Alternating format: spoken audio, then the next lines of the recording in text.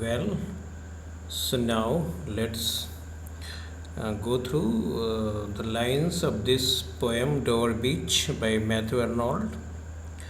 So, okay, let's move forward.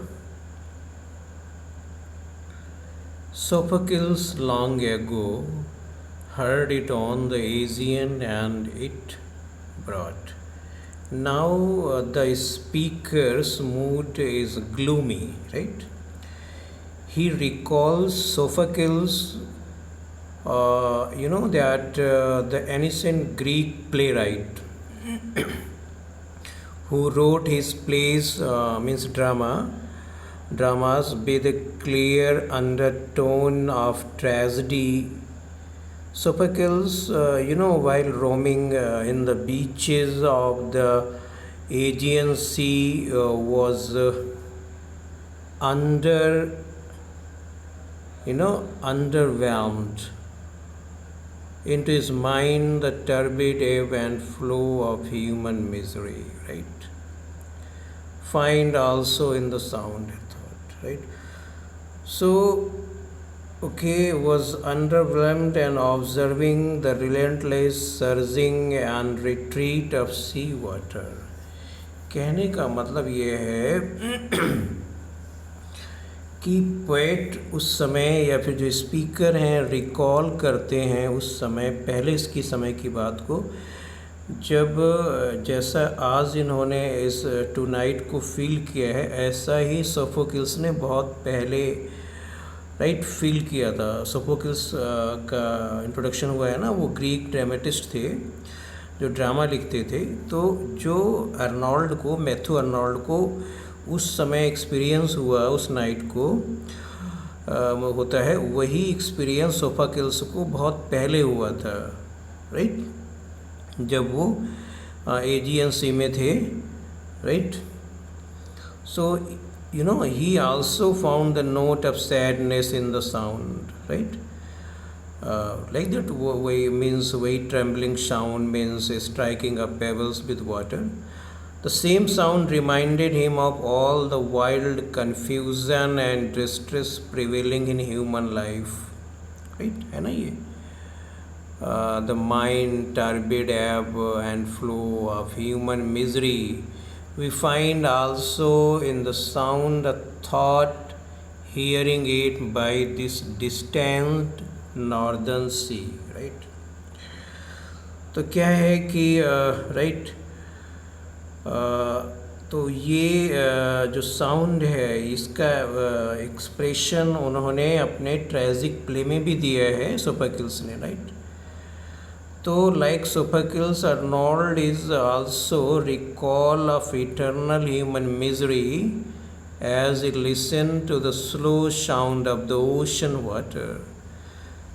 Thus both of them had same thoughts in a similar situation.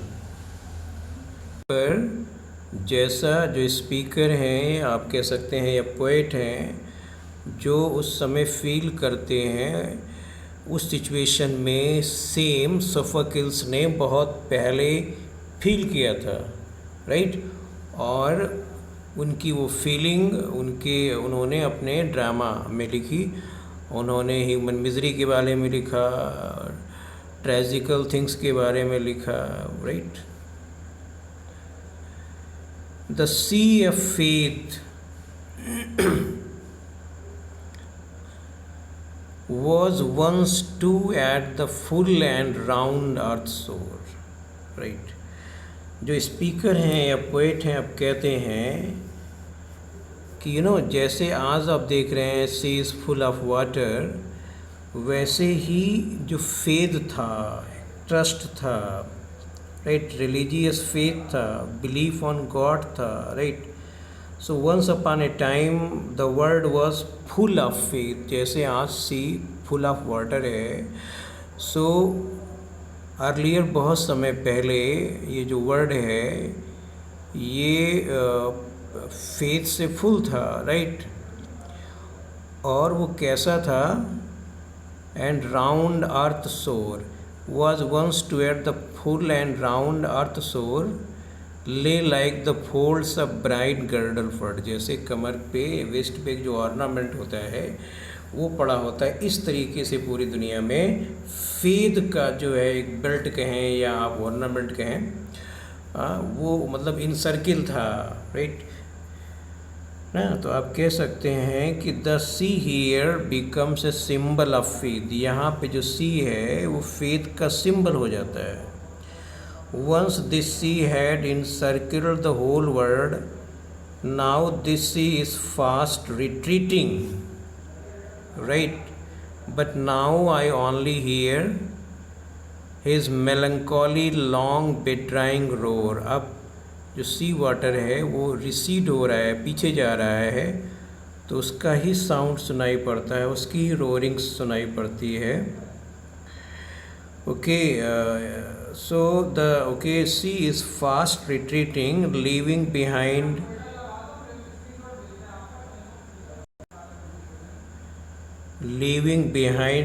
bare and naked singles as the wind of the night begins to blow. In other words, the religious faith is declining the world, right? Retreating to the breath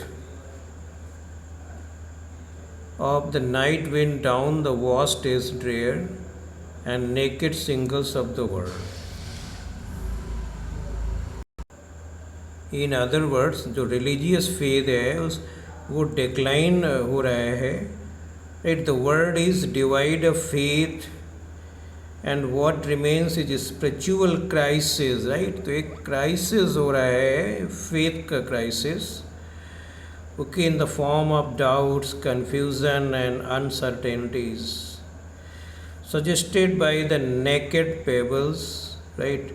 The harsh reality symbolized by the naked and dreary pebbles on seashore leaves mankind sad and dejected.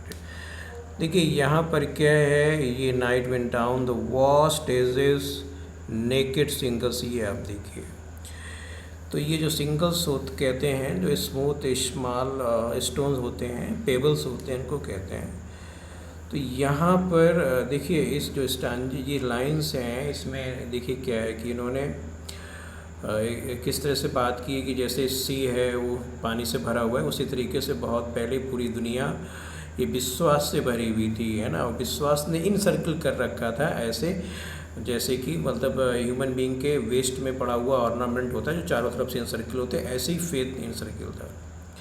लेकिन अब क्या हो गया है, अब जो poet कहते हैं कि हम सुनते हैं केवल मेलंकॉली सैड थिंग्स, वो कैसे, अब ऐसा लग रहा है फेथ इस तरह से कम हो गया है जैसे कि सी का वाटर जैसे बिटरा होता है, पीछे आता है पेबल से, इस तरीके से जो है फेथ बहुत तेज़ी से डिक्लाइन हुआ है, लोगों का बिलीफ बहुत कम हुआ है।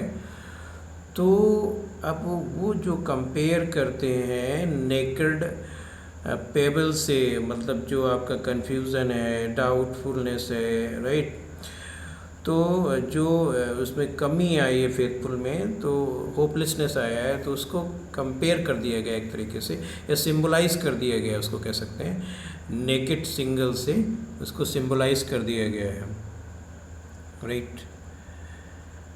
Love let us be true. अब क्या होता है, द स्पीकर जो हैं हमारे पोएट हैं इस now trying to cast up those depressing thoughts, जो अभी डिप्रेसिंग आए थे उसको थोड़ा सा भी उसमें कुछ टर्न आया है, and now he returns to his wife, right. At his side he tells her that they should live like loyal, loving and happy couples, right, to one another for the world which seems to lie before us like a land of dreams, right। तो वो कहते हैं अपनी जो है beloved से कि हम क्या करेंगे, love let us be true, right, आपस में ट्रूथफुल रहें, राइट, आपस में फुल ऑफ लव रहें, राइट। उस दुनिया में जो कि अपीलिंग है, जो कि लैंड ऑफ ड्रीम्स है, राइट। हालांकि जो पोएट हैं वो हैं, right, so various, so beautiful, so new, right. ऐसा वर्ड जो बहुत सुंदर लगते हैं, न्यू लगते हैं, फुल है ना, फुल ऑफ वैरायटी है, जो ऐसा लगता है कि फुल ऑफ वैरायटी, वहाँ पर वो कहते हैं हम एक दूसरे के प्रति लॉयल बने रहें और लविंग रहें, राइट।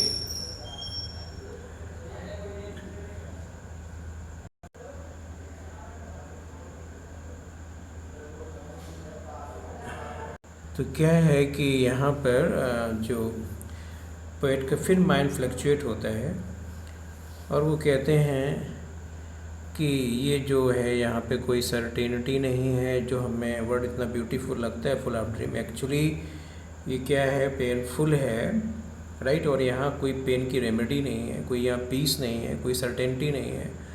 और ये क्या है, एक ऐसे जगह की तरह है जहाँ पे अंधेरा ही अंधेरा है, कन्फ्यूज़न है, except with confused alarms of struggle and flight where ignorant armies clash by night। तो ऐसा लगता है कि जैसे जो पोएट हैं उस समय he was alluded to the Britain's fast changing socio economic climate, जो चेंज हो रहा था क्लाइमेट वहाँ का, उससे वो थोड़ा परेशान थे।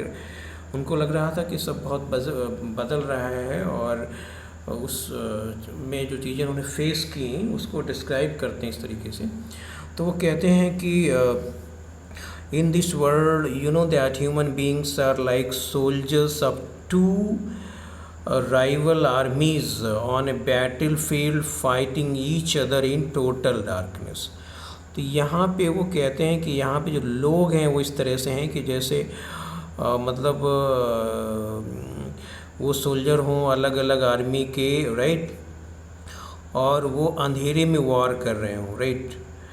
Okay, they don't know whether they are killing friends or foes, और वो डार्क में है, अब उनको पता ही नहीं चल पा रहा है कि फ्रेंड को किल कर रहे हैं कि एनिमी को किल कर रहे हैं। तो in this way the poet compares all human strife, struggle and exertions to an aimless confused battle. तो कहने का मतलब पोएट ये कहते हैं कि जैसे यहाँ पर लोग पर्पसलेस हैं, एमलेस हैं। Without faith, human beings are totally confused. They have become ungodly, right, materialistic. So, in his vision of the tragic and alienated condition of man, the poet comes very close to modern poets, right? तो उन्होंने मतलब इसके पहले इतनी human misery के बारे में बहुत किसी ने नहीं मेंशन किया था। तो यहाँ पर पोएट, क्योंकि ये विक्टोरियन एरा में इन्होंने पोएम्स लिखी है, और विक्टोरियन जो एरा है उसमें age of fast development in many walks of life हुआ था, उसमें साइंटिफिक एंड टेक्नोलॉजिकल एडवांसमेंट हुए थे। तो उन सबका इम्पैक्ट लोगों पर पड़ा था, उनके बिहेवियर पे, एटीट्यूड पे, उनकी लाइफ स्टाइल पे। तो उस सब में इन्होंने इतना सब डिस्क्राइब किया है। Okay, I think that rest of the things like that theme and poetic devices we will discuss later in the next part.